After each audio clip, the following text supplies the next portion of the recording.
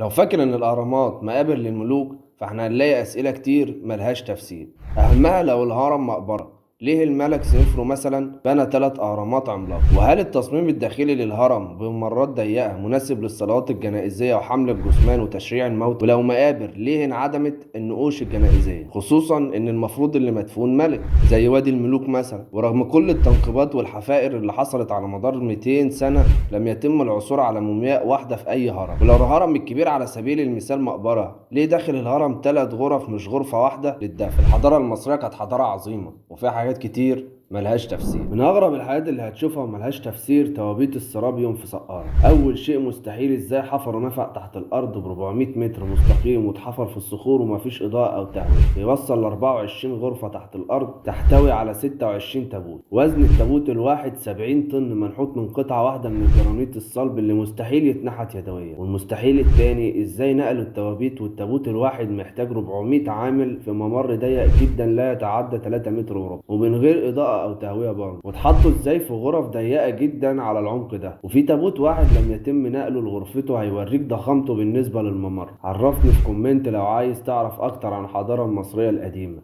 لأن فيها حاجات كتير ملهاش تفسير. وده أغلى قطعة أثرية على وجه الأرض، قناع الملك توت عنخ آمون، لا يقدر بثمن. مصنوع من الذهب الخالص، وزنه 10 كيلو، يحتوي على أحجار كريمة منها النادر ومنها اللي ما عادش موجود أصلا. مصنوع بدقة أكبر من 120%، وده ملوش وجود غير في الحضارة المصرية القديمة فقط. لايك وكومنت وشير وادعم السياحة في مصر. مصر واحدة من أفضل 25 وجهة سياحية في العالم بعد ما أوصت مجلة ناشونال جيوغرافيك زيارة المتحف المصري الجديد وطريق الكباش اللي عمره أكتر من 3500 سنة، عبارة عن 1300 تمثال على هيئة أبو الهول وتماثيل براس كف على الجنبين، وبينهم طريق حجري بيربط بين معبد الكرنك ومعبد الأقصر. وبعد ما مصر عملت عظمة وأبهرت العالم كله في افتتاحه، كانت أول خطوة للمشروع الأكبر هو تحويل الأقصر لأول وأكبر متحف أثري مفتوح في العالم. لايك وكومنت وشير وادعم السياحة في مصر. مصر واحدة من أفضل 25 وجهة سياحية في العالم، واللي قال الكلام ده مجلة ناشونال جيوغرافيك، واللي أوصت بزيارة طريق الكباش والمتحف المصري الكبير. والمتحف المصري الكبير أكبر متحف آثار في العالم، مساحته 500 ألف متر على بعد 2 كيلو بس من الأهرامات الجيزة،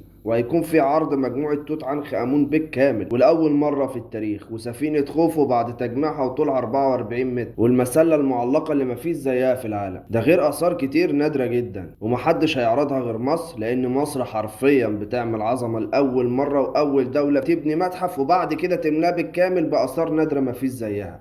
لايك وكومنت وشير وادعم السياحة في مصر.